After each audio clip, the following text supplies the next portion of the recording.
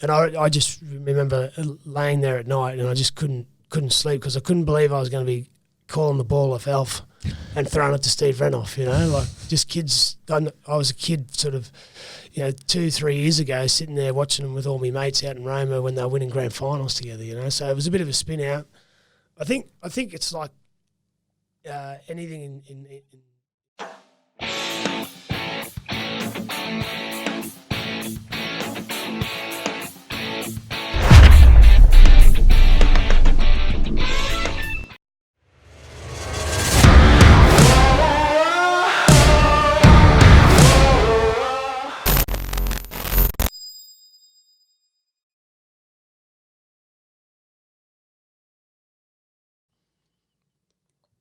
All right, welcome, ladies and gentlemen, to Trademutt's 120 Grit podcast, the podcast for the working class. Absolute honour this morning to have rugby league royalty here in the podcast studio. He's played 355 NRL games for the Brisbane Broncos, 36 State of Origins for Queensland, and 59 tests for Australia. Mr. Darren Lockyer, welcome. Thank you, mate. It's great to have you in here. Yeah, you've been through the wars though. A couple of battle scars there, yeah. I was recently in Queenstown and was over there with my wife and some friends of ours, and I was walking home. We'd sort of had a good afternoon and we found this cowboy bar and they were playing some good music, so we went in there and had a look, and then they had a mechanical bull going, so I decided to give it a go, coming from Roma. Not that I ever rode a real bull. I decided to give the mechanical bull a go and a bit of skin off the knuckles there, but story to tell, mate. Yeah, story to tell. How good's Queenstown? No video, but it's a story to tell. Yeah, righto. Bloody oath. So, mate, awesome to have you in here. I mean, great way to kick off the new season. I'm interested in your background. You're a Roma boy, country lad. Did you grow up in Roma or on a place? No, I was born here in Brisbane. I lived the first 8 years of my life here. I actually started out as an AFL player. Played for the Springwood Pumas down there at Springwood for a couple of years, and then Mum and Dad decided to pack up and take a job opportunity with Esso, which then became BP, to run the truck stop in a place called Wundarran. Oh yeah, righto. Yep. So I lived right next door to the truck stop for 4 years, and that was where I started playing rugby league because, in Wundarran, that was pretty much the only game they played. There's no AFL out there. And then it was 89, we went from there over to Roma, and I lived there for about 7 years. So people ask me where I'm from. I always say Roma because that's where I spent most of my childhood. Wundarran still sort of, there's still the place in my heart for Wundarran, but often I just tell people I'm from Roma. Well, I think I saw that your old man was an AFL player as well, wasn't he? Yeah, he played for Morningside here in Brisbane. He was pretty handy at the time, but he blew his knee out in the late 20s, when he was in his late 20s. And back then, once you had a knee injury, they just removed all your cartilage, so it pretty much puts an end to your footy career. And so he didn't. He had a couple of trials down south for the AFL, but didn't quite get there. Yeah. So if not for that move to Roma, you could well have been lost to AFL. Oh, who knows where I would have ended up? I loved it as a kid, playing the game. I still follow it a bit now. I was mid-80s was when Hawthorn were very good. They pretty much played in every second grand final that decade, and Springwood were very close to the Hawthorn colours, so that's who I've sort of barracked for as a kid, and I still do. Yeah, right. Yeah. AFL man. Yeah. Unreal. Mate, so you were playing for Roma and then you got scouted to the Broncos at a fairly young age? Yeah, I was playing at an under-14 state carnival up at Caboolture, and that was the first time the Broncos had sort of approached me and sort of said, hello, and we want to, monitor your football from here. And so the guy's name was Cyril Connell, Cyril's not with us anymore, but he was a legend of the club, and he was a well-known scout for the Broncos. So whenever he was in attendance at these carnivals, everyone would know about it, and everyone wanted to play their best game of footy. Yeah, amazing. At the age of 14, sorry, was it? There you go. Yeah, 14. So they're still looking at kids 13, 14 years old, just to get a bit of an idea of who excels in that arena. That's not to say those guys that are excelling at that level are going to make it, but it's sort of the first time that they start to make contact with those players and their parents and just start to build a relationship. Did you at that time, did you understand like the potential gravity of that kind of attention, or like was it on, was that sort of on your radar? Look, I think like any teenage kid, you don't I always loved sport. So, watching Wally play for Queensland, watching the Broncos, I think we all have dreams that we want to do that. Any young male or female at that age, if they can excel at the chosen sport, well, it's a dream, So for me, it was exciting, but at the same time, there's a long way to go. Yeah, how did you handle that at a young age? Like, how did you, not get too far ahead of yourself? Well, I think the good thing is that you start to believe that it's a possibility then, so you start to, I guess, take it a little bit more seriously. And for me, I've always held that view that if you want to succeed in life, you got to work hard. Whether that's in sport, just in business, or in work in general. There's no easy success out there. So for me, it was just to go back and maybe just get a little bit more serious about the way I prepare and train myself. As a player. Yeah, amazing. I mean, to have that, at that young age, and to be able to, I suppose, handle it and then still push on. And I suppose you debuted for the Broncos when you were 17. I was 18, but I first came to the Broncos as a 17-year-old, and it was the end of 1994 where the club said to us, "Look, how would you?" And it was Wayne Bennett came and sat next to me at a carnival at Ipswich, and he sort of pulled me over to the side. We sat on the hill there at Ipswich, and he said, "Look, how would you like to come to the Broncos next year and play in our under-18s team?" So back in those days, you had first grade, reserve grade, had under 23s competition, and you had the Colts, which is the under-18s. So that's when I said, without a doubt, I'm coming to Brisbane, and they, the Broncos are very good at making sure you feel comfortable. So they'd line up a family for me to go and live with. I didn't know them, but there was a family over here at Seven Hills. Oh, amazing. And that was, you're sort of a bit nervous about that, but at the same time, they allow you to sort of focus on your footy. I worked at the Leeds Club. I was a carpenter back in Roma, but I was working at the Leeds Club while I was waiting for a transfer of my apprenticeship. And in the period of waiting for that to happen, I got a crack at first grade. So you're an old chippy. I'm an old chippy, yeah. I was halfway through second year apprenticeship. There's a bit of a story to that too, because what happened was I finished year 10. I went and did a TAFE course for 12 months for the first year of my apprenticeship, and the second year I went out and worked for a building company in Roma. And I'd had a scholarship with the Broncos at the time, and I was playing for the local team out there, the City's Gladiators. And the builder was taking a lot of these sort of rural jobs where we were going, up into the sort of hinterland, so to speak, to build these log cabins.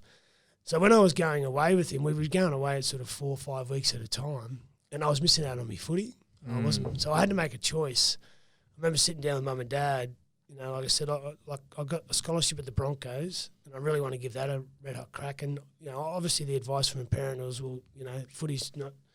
That might not work out. You need to have a trade, or you need to have a qualification. Devil's advocates. Yeah. So, and I can understand where they were coming from. But anyway, we came to the decision that I'd leave that building company and try and get a transfer with another company in town at the time, while I can go back and concentrate on giving my footy a crack as well. Yeah, amazing. Yeah, interesting. Well, I guess when it comes to sport, when it comes to having a crack at sport, there's only like a finite, like a period of time in your life where you can actually have that crack at that. I mean, we worked with Jesse, who was a young soccer player, and he was sort of caught up in the same predicament. Same thing, yeah. Whether do I continue with my apprenticeship to have that safety net, or do I have a crack? And I was always, mate, just go and have a crack at the sport, because you're not gonna. You can come back and do an apprenticeship anytime, right? Yeah. Yeah, so I agree with that. I think if it's something that you've got a desire you want to do or achieve, then give it a go. And if it doesn't work out, you can fall back and I guess start again or pick up where you left off. So that move to Brisbane with so you were being billeted, I guess, with a family. Yeah, No, they were a nice family. And in terms of you'd come home from training, you'd have a meal cooked, and you weren't always relying on them to wash your clothes, but I guess it was just having that sort of homely feel. That homely feel that allowed you to then focus on giving yourself the best chance to achieve your football dreams. Amazing. And I suppose the next part is you debuting for the Broncos. So run us through like the mindset of you being picked. Like obviously you're over the moon with happiness, and you're so keen because it's been a dream. But like before, they're 5 minutes before you run out for your first game. Like run us through what was going through your head.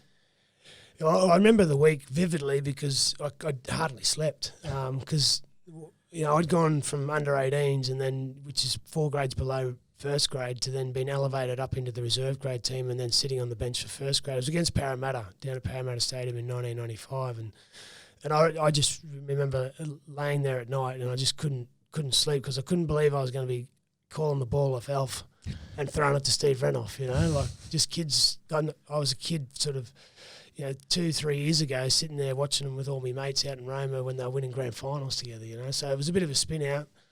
I think it's like anything in that sporting arena. When you achieve something, but at the same time you feel responsible that you got to do your job while you're there. So it immediately on the day it would switch from being in this surreal environment to then, okay, well, what have I got to do to not let my teammates down? I've got to do my job. What is my job? How do I do it? And that'll that gives you the best chance of getting picked next week.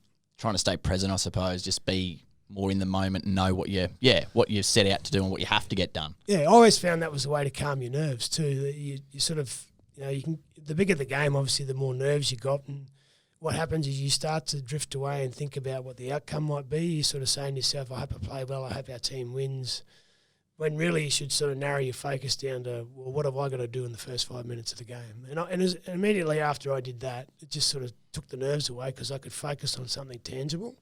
And once you got it 5 minutes into the game, you go, well, what have I got to do the next 5 minutes? You just break it down. Did that ever go away in your career? Like up until sort of when you finished, like were you still having pre-nerves and before a game? Or no. Never stopped? Yeah, no, never stopped. The nerves are always there, and I think that's a good thing because it means you care.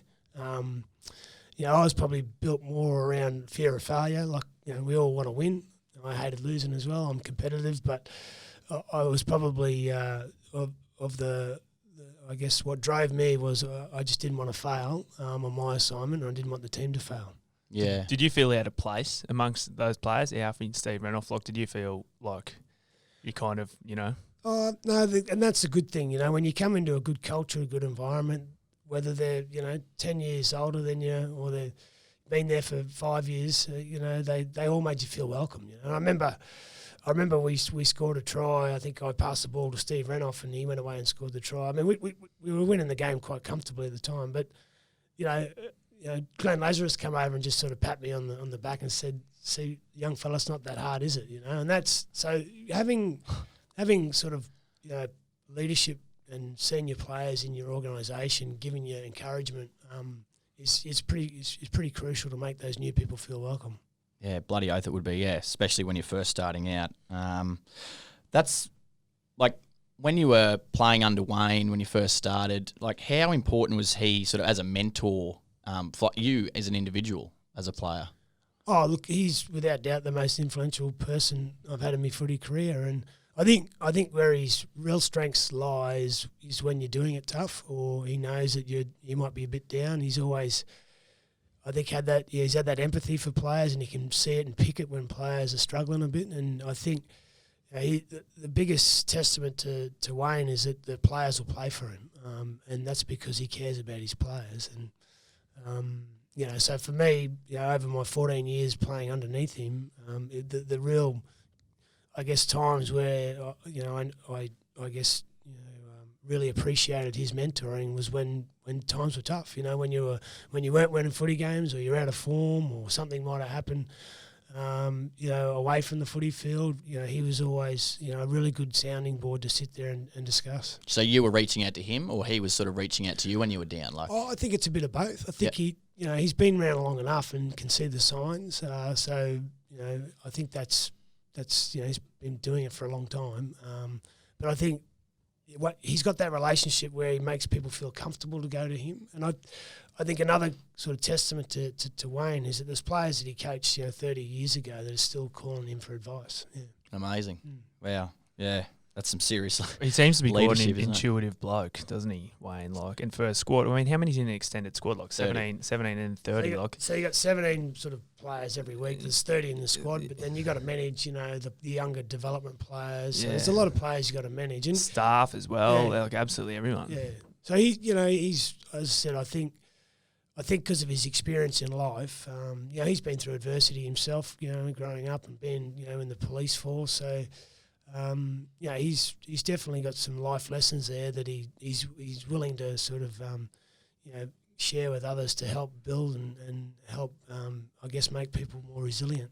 But also from everything I've heard, he really seems to take the time to understand each individual for their uniqueness, I suppose, and then manage that in whatever way they need to be. Yeah, so he's not one approach fits all. That's something he gets to know the individual and understands what works and what doesn't with those people, and he gets a tailored approach to each player.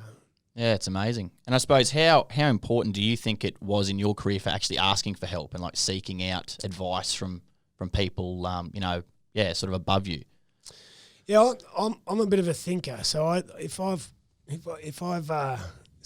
there's something sort of troubling me or going on in my life, I often sit there and think about what I need to do to sort of to fix it. And sometimes it can be as easy as just talking to your wife, because what often happens is we've got things building up inside us and we suppress it and we don't actually talk about it. And sometimes you don't need to talk about someone's going to give you the answer. You just need to get it off your chest. Let it out, yeah. So going to your wife or going to a mate, and obviously having mentors like Wayne around helps, but it's not always about trying to get the answers from someone. It's about just being able to get it off your chest. Well, you're able to most of the time work it out yourself while you're having that conversation, with other people. I find this is exactly why people put such an emphasis on actually being open and actually talking, because it's just that process of opening your mouth most of the time and hearing words come out of your mouth that helps you process and figure it out, right? Yeah, absolutely. Yeah, and the more you suppress something, the bigger it gets. And then, often, and I see it in the sporting world, and I'm sure it happens out in the world of, the real life, I suppose you call it. People suppress it, and the way they deal with it sometimes is, they go and drink, which just makes things worse. Like at the end of the day, as I said, if I think you can sit there and just talk to a mate and not have to demand the answers and just sort of blurt out what's going on in your life, you actually feel relieved. Chew the fat. Yeah, chew the fat. yeah. Mate, I suppose, touching off that would be, you wrote in your book during 96, 97, you're having a bit of trouble gambling, and your parents had reached out to Wayne because they were sort of worried about you. Can you sort of run us through how that sort of... Yeah, I was, I guess, exposed to gambling at a young age, and I was happy to have a little bit of, $2 bob each way when I was. But I think where it escalated was I started earning good money playing footy. So all of a sudden the $2 each way bets were starting to go to $20 each way, and then $200 each way. And then I remember I obviously had a bad day on the punt, and I like to go for a run. It's my sort of thinking time, my meditation time, and I just sort of was thinking, I'm not doing it for the right reasons. To have a bit of fun gambling and punting with your mates is about the social engagement and about having fun. It's not about obviously the objective is to win money. That's more fun than losing it, but. It was probably getting out of hand because I was doing it for the wrong reasons. I was doing it to try and win big, and that's really not what gambling's sort of designed to do. But for me, I just said I'm earning good money what I'm doing playing footy. I don't need the stress in my life, so just go cold turkey on it. But you mentioned going from all of a sudden earning decent coin, and then that being sort of not such a hard thing to splash out a bit of cash on that kind of stuff. And I mean, how do you think young blokes now deal with that sort of stuff? Because the money that young footy players are earning, obscene, in the exact same situation, and it's stupid to see how many blokes get themselves into trouble, but it's easy to understand how they could, being launched into fame and big fat wallet. Yeah. Well, I mean, sort of we're talking mid-90s, to go and bet on a horse, you got to go to the TAB, fill a ticket out, or you got to ring a bookie. These days, you've got an app and you can bet on anything, right? So it's there. You can do it at home on Sky Sports and punt on your phone. Yeah. So I think it's all there. And then there's online pokies and stuff. It's it's there. And I think my advice to any individuals that might have a problem with it, you got to ask, are you doing it for the right reasons? It's meant to be a social engagement, have a bit of fun with your mates. If you're doing it solely to just try and win, it's never going to happen, guys. Yeah, that's great advice. I mean, and people can quickly fall down that wormhole, I suppose, to win back what they've lost and vice versa. Yeah, and people go, it's like when they got something going on in their life, and if gambling's one of those things that really gets them down after a bad day on the punt, and then they go and drink to probably try and numb the pain, it's just a double whammy. Whole series of coping mechanisms that flow on. Yeah. How did you deal with, I guess the fame that came with, excelling in rugby league and the media attention, that you would have copped and all that sort of stuff? I think when you first start out, it's obviously, it feels good, I think when you're a kid, you wanted to be up on that pedestal playing for the Broncos, so it's exciting to start with. But again, you've got responsibilities. You're representing a club. For me, I was representing my club, my state, and my country. So you got a responsibility there. My parents had a great work ethic, very humble, and they've always been considerate of others. So I grew up in a good environment, and for me, it's the same. I'd like to think that, meeting people, I try and be as respectful as I can to them. So it becomes pretty easy if you just take that sort of that method into any situation. If you're respectful of others, then everything will be okay. So it's sort of staying grounded, I suppose. Yeah. Yeah, no, definitely staying grounded. Humble's always something that my family has probably instilled in me, and it served me well. Yeah, 100%, mate. Yeah, it's awesome. I mean, we noticed that when you came, dropped in for our Tools Down for TX event, and you seeked us both out. Like, we spoke about it on the Monday. We're like, oh, yeah, because we left you because we were like, oh, you're getting hounded. But then you came over and, shook us by the hand and said goodbye. I was just like, didn't need to do that, but yeah, mate, it's awesome. Oh, you certainly left a bloody good mark. Yeah, I was like, even just turning up, mate, we're like, wow, that's that's so awesome. But no, easy done. I mean, I heard that it was a good afternoon. I probably got out of there at the right time. Yeah, mate. So I suppose the next sort of thing we want to talk about is goal setting, and that's something this month we're really trying to get out to our listeners. So with an NRL side, and I was fortunate enough to go up to Toowoomba and have lunch last year, and Wayne and Sam Burgess came up and were talking at the Hannah's lunch there at the Spotted Cow.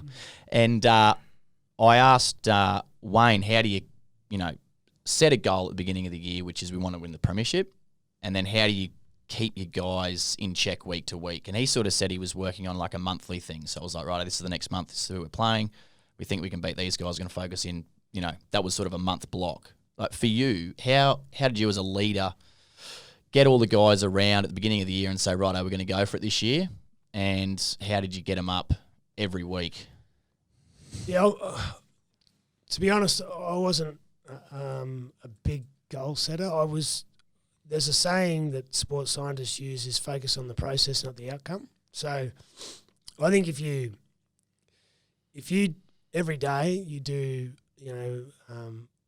things well in terms of your routine, get all your sleep right, eat right, and you come to training and you leave with your actions, that'll drive the outcomes you want. Sometimes we can be too, I guess, distracted by the outcome we're trying to achieve, and it almost might be unrealistic at the time, and you sort of, along that journey, you can maybe feel yourself not getting there, which can be, sometimes be a negative. But for me, my goal was always, to come to training, train well, and at the same time enable the players around me or the people around me to be their best version. So that's probably, I guess I'm not setting tangible goals, but that was just a goal for me personally to do that. And I know if I do that, then I'm leading at the same time. I'm trying to be the best version of myself. Yeah, right. Yeah, so. I completely relate to that, actually, to be honest, Locky, because obviously it's good to have goals and it's good to have, say maybe you want to buy a house or this or that or the other, but a lot of people don't particularly have goals and they don't maybe not know what they want to achieve, but it's gold what you said. It's not, you don't have to, particularly have a big, dirty, nasty goal, but to focus on doing the little things right every day and being the best person that you can be. And I guess sort of letting things play out by putting in your best efforts just in general, right? Daily. Yeah. Well, absolutely. I suppose were you guys as an NRL team, were you setting goals then, or was it just week to week stuff? I think at the start of the season you'd be you'd have a couple of goals maybe in your game you want to be better at. So for me it was always making sure my defence was in good order. Okay, so if that's a goal, what have I got to do to make sure I give that the best chance of achieving that goal? So that means either extra training, working on it. It's always easy to say I'll tackle better next week. What are you going to do in that week to make sure that you do tackle better? And it's not words is one thing, it's actions, right? But you've actually got to put some effort into the skill itself to get better at it. So I would say I was a goal setter on maybe a week-to-week basis, where if I was poor one week, I needed to work out what it was I needed to fix up, and I'd make sure I'd put processes in place so I gave myself the best chance of getting the outcome I wanted. Yeah, okay. So, for instance, I suppose if someone, has got to lose a whole heap of weight, which can seem like a massive daunting task, well, it's not about losing the 50 kilos, it's just about going to the gym this week consistently. Right? Just setting that routine. Yeah. Setting a routine. Well, it's probably... obviously going to the gyms or exercises, I've always been a great advocate of exercise. I try and exercise, quite regularly since I've finished. And Dan can vouch for that. He sees you running up Milton Road. Yeah, I told you. I ripped the lid off. You're in good shape, mate. I use it as my thinking time, my meditation time. I enjoy my run. It's probably, not even 20 minutes, but it's a good way to start the day. It gets your mind active, and if I've got things that I've got going on, I pretty much focus on what's ahead of me for the day. Okay, what's my first commitment? How do I execute that well? And what have I got after that? So that's my meditation time. It gets me ready for the day. And then I'll do the same thing again the following day. So that's your routine, yeah. Amazing. Real processes type person. Yeah, I'm just... And I've always been a strong believer in if you do the process well, the outcome will look after itself. And that's probably a really important thing for you as an individual is making sure you stick to that routine and sort of not let outside things impact you still getting that done. Is that? Yeah, 100%. I think, as I said, success in life doesn't come easy, right? So you got to work hard at it, and there'll be times where you might find yourself being a little bit sort of distracted, or you've been sort of pulled away from your routine a bit, but every now and then that's going to happen. But it's about getting back to that routine works for you as soon as you can. So when you hear athletes and just people in general saying it's about doing the little things right, it's something you hear a lot. It's quite a literal thing every single day. You mean? Yeah. And sometimes it depends at that really elite level in sport. It's pretty it's really sort of diligent in terms of what they got to do, where they got to be, in terms of what they eat, and so I guess it's working out a routine or a process that is suitable for you, and know that it's going to give you the best chance of being successful. Yeah, amazing. I suppose another question we've got is the low points, and that's losing, obviously, in rugby league. And one game that came to mind was 2008. It was Wayne's last game at Suncorp. You guys played the Storm. They won on the bell. Big GI went over, and I can vividly remember watching it in the boarding house at school, and all the Broncos are just inconsolable. I mean, just run us through that. You were at that point, you were so close to a grand final. Wanted to send Wayne off on the right note. Run us through, how you were feeling as an individual and sort of how you came back out of that over the off season, I suppose. Yeah, well, it was up until that date. That was probably the only time I'd lost a big game like that in those circumstances. When you lose on the bell, in a big game, it's quite heart-wrenching because you go through so many thoughts about what if we had done this and what if we had done that, the result would have been different. Obviously Wayne leaving, it just hurt in front of our home crowd. We had the game in the bag, and it didn't. The last play of the game really they come. So it was just in that moment, it was just so hard to cop. And as I said, I'd never sort of lost a big game like that before in my career. It happened again. The Kiwis beat us in a Four Nations tournament at Suncorp. Pretty much the last play of the game, they went down the sideline, and Benji Marshall, he scored the winning try, and so that was a bit heartbreaking too. How do you get over it? Well, you just got to put it behind you. Like I was always a firm believer in that you can't change the past, you can learn from it, but you don't want to look too far ahead either. You want to sort of focus on what's in front of you now. So go away in the off season when you come back as a group. What do we got to do, guys, to get better? Reset and put it behind you. It's a long season.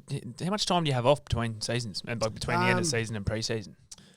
Two months? Sort of now that the players have got a players' union that's quite strong. It's minimum 8 weeks now. But back when the union wasn't as prominent or vocal, you could come back from a kangaroo tour, in sort of late November, and some clubs, the Broncos are pretty good at it. Wayne was always, pretty thoughtful around making sure his rep players had time off. But some guys would come back late November and they'd be back at training sort of January 1. So they get 4 weeks off. But that's good mentally, but physically it might not be enough. Pretty demanding, yeah. I suppose. How many times a week would you train? Look, these days it's in the pre-season you pretty much train 6 days a week. Yeah. And then full on. Yeah, and then when the season starts, you probably in the modern game, you're still probably lucky to get 1 day off. Yeah, I mean the workload on some days is very light, but it's on a 7-day turnaround, the players would probably get 1 day to rest, and then they'll have maybe 1 day through the week where they get it off. Yeah, you mentioned your running now. Post career is like your sort of form of meditation, bit of time to switch off. Were you doing that while you were still playing, or was the training schedule too full on? No, I think if you want to get an edge over your opponent, then maybe you just got to go that little bit extra. Then so I was, I'd do what I had to do at training, but I knew as I got older, if I wanted to have that edge over, some of the younger opponents or even my younger teammates, I just needed to do that little bit extra. So me, going for a bit of an extra run was something I did late in my career, and I thought it held me in good stead, because if you look at it, when you're out on the field, you make your errors mainly when you're fatigued. So if you limit the amount of time you're fatigued, then you're making good decisions. Yeah, and that's what Shilo was saying as well, sort of like the way you're portraying your look, and sort of like, if it's the 78th minute and they're packing a scrum, like don't have your hands on your heads, or and don't breathe too loud because you don't want the opposition to think that you're gassed. Because they're going to target you. Yeah, well, your body language is crucial, when you're in adverse times, when you might be under the pump, you've got injuries or penalties going against you, you need good body language. And from the position I played, I had to be quite vocal and communicate a lot. So if you've got a bit of gas in you still, you can still be a really good communicator when often the other players are struggling. Yeah. When it was 2006 Origin series, we'd lost 1-1. Or it might have been the other way around, but then we were down, 5 minutes to go.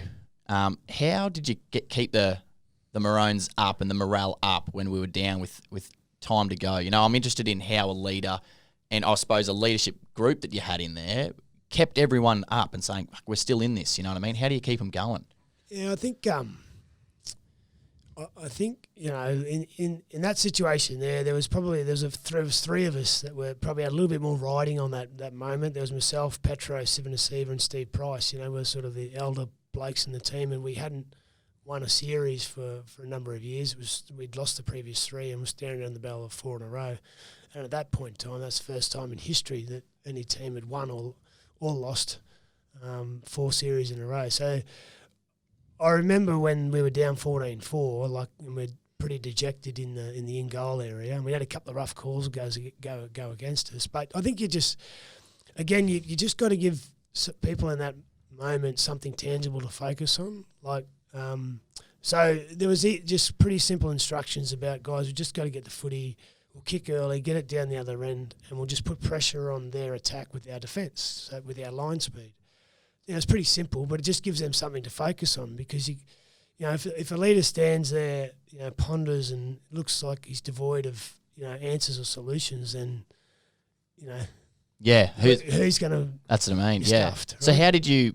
Was that something that was coached into you, or something that you just learnt on your journey as a rugby league player to just always stay up and just be like, keep your chin up?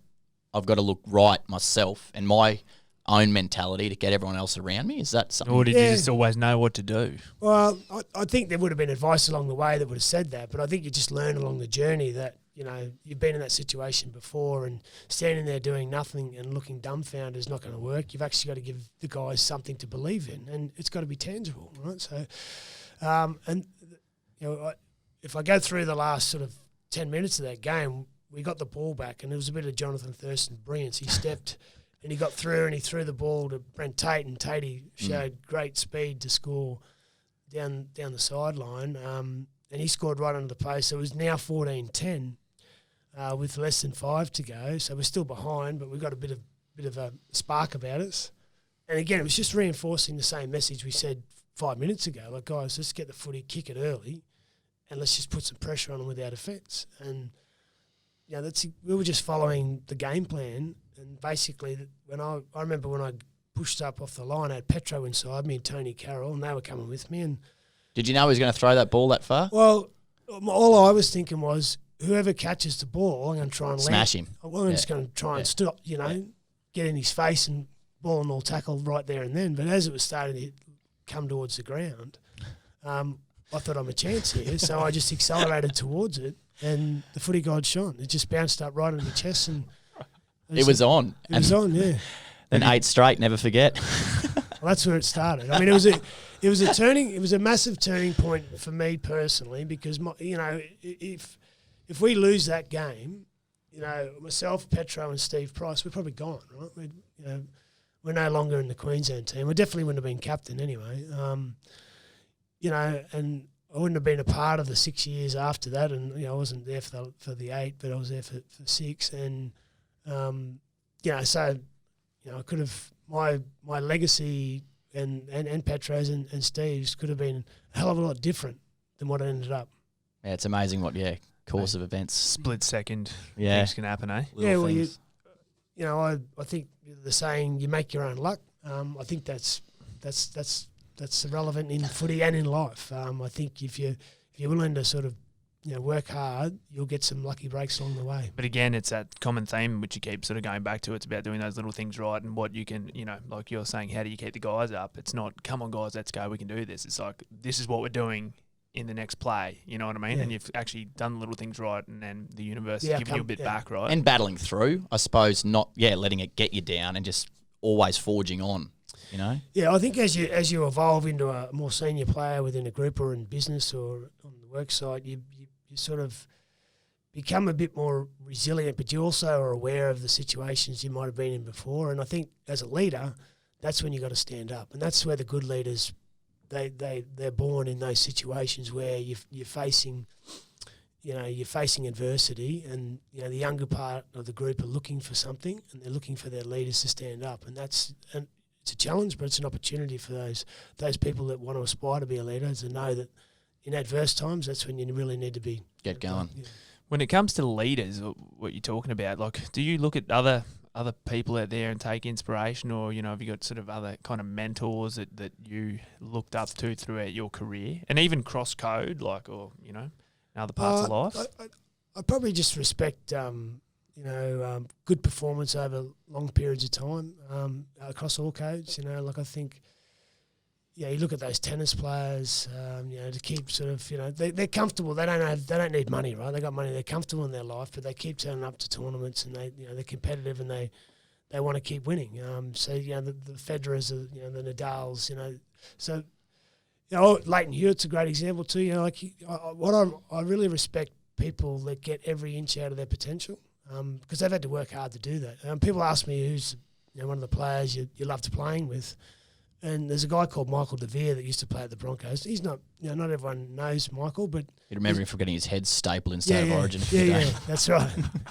Yeah, no, people won't forget that. But he won premierships with us. You know, he played for his state, New South Wales, and he played for his country. Now, he was a guy that was so dedicated to his preparation. He was a guy that just fully reached his potential. Like that, he was the reason why I gave the goal kicking up, because I'd kick after training. I'd kick for 15, 20 minutes. He'd still be there like 45 minutes to an hour later, right? Just really dedicated. But he got out of the talent he's he got every inch out of it, and I totally respect that because, what he got in life, he's earned it. Yeah, and I suppose when you get to a point in your career like that, it would probably be easy to just take the foot off the accelerator and sort of cruise along. I've made it. I can just but for him to keep pushing through, I suppose that's why he's stuck with you. Yeah. I just think that someone dedicated like that and to get the rewards it's a really satisfying thing to see. Yeah, and then I guess you've got guys like Brent Tate, who I wouldn't know what his work ethic is like off the field, but he was crippled with injuries throughout his career, right? And just so unfortunate to watch someone go through all of that, right? Yeah. Oh, look, he's got great work ethic, trained really hard, really good team player, but he came back from 3 Ricos, and the 4th one ended his career. But I went through 1, and I got to say that was hard, Yakka. So yeah, that's a good point, mate. You got players that build themselves back up after serious injury. I take my hat off to them too. Something else. I've had 1 knee Rico as well, and you never shut up about it. Nowhere near a professional athlete, but my God, they suck. Like it's to see someone go through that many. Yeah, it's incredible to think. Yeah. Well, to get through that is such a good thing, but it also it'll put him in good stead for the rest of his life, because I'm sure there'll be times where he'll be challenged and things will be tough, but he's through that experience he knows he's built resilience. Resilience, yeah. Well, Greg Martin touched on that in his podcast. He blew his knee out. It was his debut game for the Wallabies. It was like the first 5 minutes, and his knee blew out, and then it was obviously right back in the day, and for him to build back through that, he just said it made him so tough. Because it was such a hard and long process, and there wasn't all the physio and stuff that you get now. And it was like a full cast, he was saying. Like, he didn't just have the knee brace. Like, he had a full cast from your hip down to try and keep it all in place. Like, yeah, pretty hardcore. Yeah, what was it? Over a year, wasn't it? Yeah, it was 12 months or something. Yeah, over 12 months. And, yeah, it's a long time for a professional athlete to bounce back from that back in those days. Bloody oath. Life after football. I mean, a lot of people that are involved with Trademutt and listen to our podcast, FIFO people, they're obviously working away. I mean, in a sense, when the NRL season's on and when you're obviously playing as well, but now when you're in the media, I suppose you are sort of doing a lot of FIFO type stuff. How do you manage that with your young family and everything like that, work-life balance to a degree? Yeah, it's a good question. My theory is I'm away on the road a lot, but if there's an opportunity to get home, I get home and then make the most of that time with your family. It's, I'll probably go maximum 3 days. Usually it's just overnight back. So I look at FIFOs and they could be away for 7 days, could be away for 2 weeks. So you sort of. The challenge there is you potentially start to disconnect from your family at home. When you get back, it takes time to adjust back into that family life. So, my challenges are different to what some others are out there. But I think if you've got that intent to want to, I guess get home as much as you can when you can, and make that time while you got it, with the family quality time, then I think you give yourself the best chance. Yeah, absolutely. I suppose, well, talking about my relationship with my wife, like her love language is quality time, so that's something I've still learning. Wait, but her what? Love languages. Love languages? Gifting. What is it? Words of affirmation. Mate, pre-marriage counselling. So I learn all this stuff. It's fantastic. And so hers is quality time. So a big thing, like she just went away for 10 days overseas for work. And when she got back, it was just like, I've got to put in quality time. Otherwise, like, she'll feel like she's losing that connection to a degree. Yeah, it's as I said, I've not been a full on FIFO worker, but I can sort of, I've worked in and around the mining game, and I know that's it's a big challenge for a lot of those workers out there. I guess you just need to sit down as a couple or a family and just work out, what everyone wants or needs in that situation, and try and make it work. Yeah, absolutely. I guess what a lot of the FIFO guys are working with is, I suppose the financial pressures and the need to, really need to be out there to keep providing for their families, and then, they come back, and a lot of the times they feel disconnected from the family dynamic because they're sort of away for so long at a time, And they're wondering what they're doing it all for, I suppose, to a degree. Yeah, and they're not the primary disciplinarian and all that sort of stuff. Hear that a lot, that they kind of feel out of place when they come back, which would be a very, very tough dynamic to come back into. Yeah, I think it's just sitting down as a family and understanding that the challenges is, this work or this lifestyle is going to present for us, but how, just talk it through, and how do we work out some solutions around dealing with it. Yeah, absolutely. Yeah, it's very important, like that line of communication again, having conversations. That's what we're doing. You see, like, you are an icon of Australian sport, right? But we see the good times, we see all the wins. I mean, we talked about a couple of those heartbreaking losses that you experienced, but I suppose we don't always get to see an insight of some of the challenges that you go through personally. Have you been through things in your career, in your extended career, that have really sort of tested you out, that we don't see, in the champion Darren Lockyer? Look, I'm like anyone else, there's times, and I always sort of, playing at an elite sport level, it's a roller coaster ride, and I guess the peaks and troughs are quite significant. There's nothing better than winning a grand final with your teammates, nothing better than winning an Origin series with your teammates. It's a massive high. I always say the only way you reach that same high in life after footy is when you have children, right? That euphoric feeling. When you have your child, it's that happens regularly as an elite sportsman. But obviously the troughs are very low as well. So, but I think going through that sort of roller coaster ride in sport has put me in good stead after football, because I know that, like anyone else out there, they're going to have some good times, and there are going to be times where you've been challenged in life. And I think you just got to understand that those times will come. It's just it's just being prepared that you're ready for the challenge when it does come. And I always tell myself that, it might be a challenge right now, but it's not going to last. I just got to really hang in there, do the best I can through this period in time, and know that things will turn.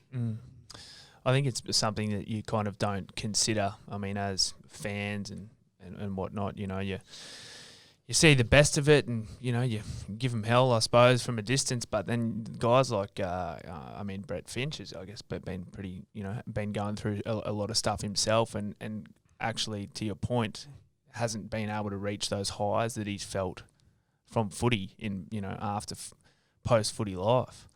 I suppose you don't consider that there's probably a shitload of athletes out there going through the same things. Yeah. No doubt. I mean, I'm fortunate, as when I retired, I had a lot of opportunities put in front of me.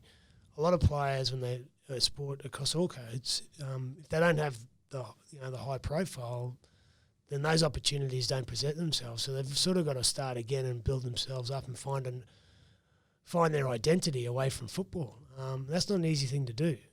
But again, obviously family support and people around them is critical to that. But it's probably just understanding it as an individual that, if you're going to go through this, you need to yourself, it's going to be challenging on you, but you need to be the first one to put your hand up and say, righto, I'm willing to make this work. Because you can't just rely on other people to fix it up for you. Well, that's an important point. It is, for sure. And I from my understanding, coming from playing for a professional footy team, everything is kind of structured and laid out for you, and you're almost told, where to be, all the time. They almost kind of wipe your ass a little bit for you. Is that sort of correct? Look, I think you've been put into a routine, but it's not the routine you've chosen. I mean, you have in a way, but it's actually, you've got a structure around you that you live inside it. That's your routine, and then when you leave that, it's totally new or foreign to them. And the NRL is starting to do a lot more around how they get players prepared better for after footy. Doesn't matter how well you're prepared, you're still going to go through challenges, and some will have big challenges, some will have not so big. But I think it's just, as I said, as an individual, if you want to be successful in life, you still have to put your hand up yourself and want to be the one that finds the answers. You can't just rely on other people around you to try and fix things for you. Yeah, and I suppose the interesting thing I pick up out of that is that you had the routine, and then life after footy, you set your own routine. Like you're getting up and going for your run every day. So you've just reinvented your day to day. Yeah, I can't speak high enough around sort of regular exercise. I think it's really good for your mind and your mental state. But yeah, I'm focusing on the process, not the outcome. Yeah. Right? So every day I just want to do that well. And if I've got responsibilities or commitments, I want to make sure I fulfil those. And at the end of the day, you feel satisfied with how you went. Yeah. And then the next day it's on again. Absolutely. Well, I'm satisfied. I mean, yeah, it's bloody unreal. Have you got any other questions? Mate, I'm interested about, you've ended up, you're the director of One Key Resources now, you mentioned, and, you're in and around mining a little bit. How did that come about for you? And, at what point in your career did that sort of start to become a post-footy kind of... So the way it came about was, when I retired in 2011, I said I had opportunities to go to. One of them was One Key Resources. They were a company that was looking for brand awareness, so I became an ambassador to create awareness around their brand. But just my natural instinct is to want to understand the business so I can talk about it with good, educated. So people, if they're asking me about it, I'm telling them the right thing. So I got to understand the business. And then I also felt that, some of the lessons I'd learned over here playing on the footy field, I can sort of, translate that over to I guess the business world. And then I went from an ambassador to then, working within the business and then becoming a director. Yeah. It's something I've picked up about you, even when we just met the other weekend and today. You are quite inquisitive, or you like to understand, what's going on, who you're around. You like to know the detail, and you really take the time, I think, from what I can see, to understand who you're dealing with or what's going on, to be nice and well informed. Yeah, and I think you guys are doing a great cause here. So for me, there's a lot of great causes out there, and I want to know as much as I can about those causes and where I can potentially assist. I think you guys are doing a wonderful thing, and you're good people, and so from my perspective, I want to understand how it works and how you're going to achieve the outcomes you're looking for, and so I'm always being inquisitive. Yeah, no, I like that, and and super appreciative, mate. Because it's really cool, and I like how you seem like you really care. Like it comes across upon first meeting you. I think that must be something that's probably carried you through your career and reflects the success that you've had as well. Yeah, I've been fortunate to have the parents I had, and obviously having mentors like Wayne Bennett, and having life experiences through that sort of elite level, Mel Meninga. So it's put me in good stead. And I'll sort of rely on those experiences for the rest of my life. You'd be an ambassador, I would imagine, for a lot of organisations. Or you're doing a lot of outside sort of support work. I don't. There's a lot of causes out there I'm not an official ambassador for. I just, as I said, I think people are driven around good causes and are professional outfits. I'm happy to sort of support where I can. And sometimes that could be just, turning up to an event. Like I did doing a podcast. We're doing a podcast. So, I believe in, more good things you do in life, more luck you'll get. Do you have lots of people coming at you? Do you get lots of different people coming at you, dragging you here, there and everywhere, wanting you to be everywhere? it ebbs and flows, some particularly around state of origin. Everyone's talking about origin, so they want you to go there, do this, talk about that. I'm also conscious. I've got a young family at home still, and it's important that I'm around as much as I can because this is the years where they, like always, there's a lot of phrases that stick in my mind, and a lot of parents always say, make the most of this time because you'll never get it back. And so, I try and make the most of the time I got with my family, but at the same time, I like, working in business, and I'm out there doing that stuff as well. So it's a bit of a juggling act, but I couldn't be happier. Do you know how to say no? Are you good at that, or is it something that's? I'm better now. You are. I used to be someone who couldn't. Yeah. But I think it's a trait that sometimes you've got to have. You've got to be able to because again, if I'm saying yes to everything, then my family suffers. So. They're my priority right now, but at the same time, I still want to go out there and give back to where I can with the good causes, and I guess do what I need to do in my business world. Yeah, wow. How old are your kids? So 3 boys, 9, 7, 6, and a little girl at 18 months. Got a whole footy team there. Yeah. So it's so my wife, she we've got. Monday afternoons are off. We've got swimming on Tuesdays. It's AFL and soccer on Wednesdays, and then it's rugby league Thursdays. They sometimes play rugby league on a Friday night, and they play rugby league Sundays and AFL Saturdays. So it's a juggling act. Actually, I do have one more question. with your boys coming through, like obviously they're going to know that their dad's Darren Lockyer. Like, have you thought about how you're going to manage them and like their expectations on what success looks like? Well, they probably already do. Like they would already know. Do they already know that? Like, as in, like they don't have to be as good as you were. You know what I mean? Yeah. Look, I encourage them to play all sports, and they'll work out which one they like. But I don't. I'm competitive, and I think they'll work that out naturally. But I just want them to go out there and give their best, right? And it's sportsmanship as well. So if you get beaten, I don't want you to.